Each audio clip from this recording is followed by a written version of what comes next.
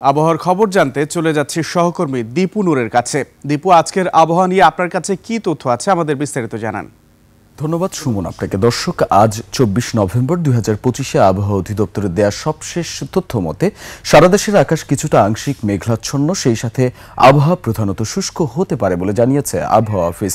এবং আগামী ২৪ ঘন্টায় সারা দেশের তাপমাত্রা দিনের বেলায় কিছুটা অপরিবর্তিত থাকলেও রাতের দিকে তা কিন্তু কিছুটা কমে যাওয়ার সম্ভাবনা রয়েছে। সেই সাথে সারা দেশের আকাশে ভোরের দিকে কুয়াশা দেখা যেতে পারে।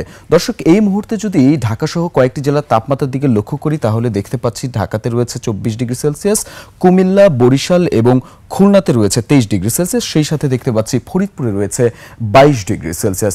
দর্শক, আরেকটু তথ্য যদি আপনাদেরকে বিস্তারিত জানিয়ে রাখি তাহলে গত ২৪ ঘন্টায় সর্বোচ্চ তাপমাত্রা রেকর্ড করা হয় টেকনাফে, যা ছিল ৩২.৪ ডিগ্রি সেলসিয়াস, এবং সর্বনিম্ন তাপমাত্রা রেকর্ড করা হয় তেঁতুলিয়াতে, যা ছিল ১২ ডিগ্রি সেলসিয়াস। সেই পরিপ্রেক্ষিতে ঢাকার সর্বোচ্চ তাপমাত্রা রেকর্ড করা হয় গত ২৪ ঘন্টায় ২৪ ডিগ্রি সেলসিয়াস এবং সর্বনিম্ন তাপমাত্রা রেকর্ড করা হয় ১৯ ডিগ্রি সেলসিয়াস।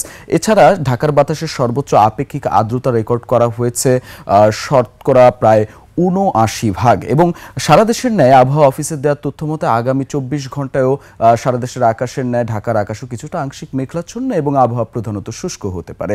দর্শক, আজ সূর্যোদয় হয়েছে ভোর ৬টা ২০ এবং সূর্যাস্ত হবে সন্ধ্যা ৫টা ১৯।